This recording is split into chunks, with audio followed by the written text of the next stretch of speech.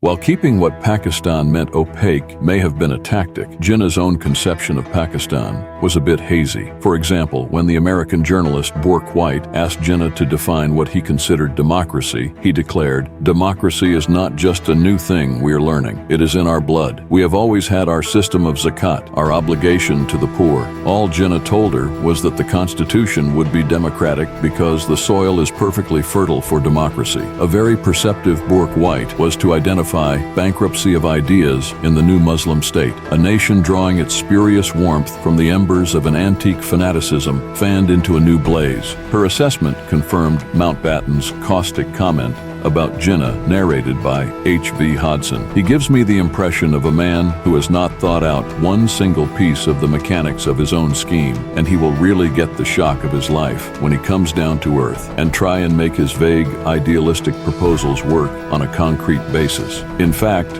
in a meeting with Liaquat Ali on 19 April 1947, Mountbatten said that Jinnah was completely impractical. Liaquat responded, "If your staff will work out exactly what partition means, and that if you present the full difficulties to Mr. Jinnah, he will of course understand them, even though he has not worked them out for himself." Many commentators have noted that from conception to fruition, Pakistan took only 7 years. The Pakistan Resolution was moved in 1940, and Pakistan was created in 1947. Both Jinnah and his sister Fatima attested to this. On 7 August 1947, when Jinnah arrived in Karachi and was walking up the steps of Government House, he told his naval ADC, "Lieutenant S.M. Asen, do you know, I had never expected to see Pakistan in my lifetime." Fatima Jinnah, too, articulated similar sentiments when she told Bork White, "We never expected to get it so soon. We never expected to get it in our lifetime." Inadvertently, both Jinnah and Fatima Jinnah put their fingers on one of the key components of the legacy that Pakistan inherited.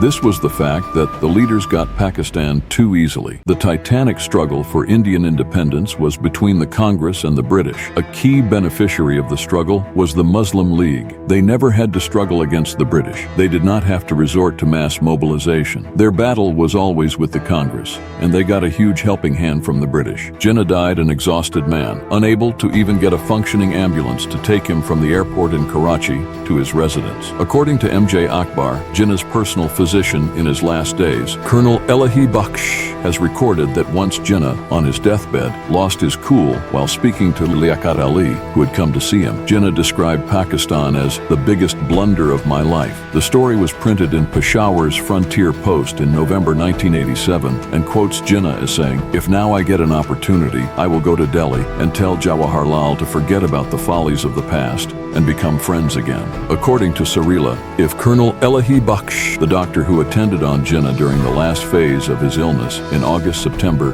1948 at Ziarat near Quetta, is to be believed, he heard his patient say, "I have made it Pakistan, but I am convinced that I have committed the greatest blunder of my life." And around the same period, Liaquat Ali Khan, upon emerging one day from the sick man's room after receiving a tongue lashing, was heard to murmur, "The old man has now discovered his mistake."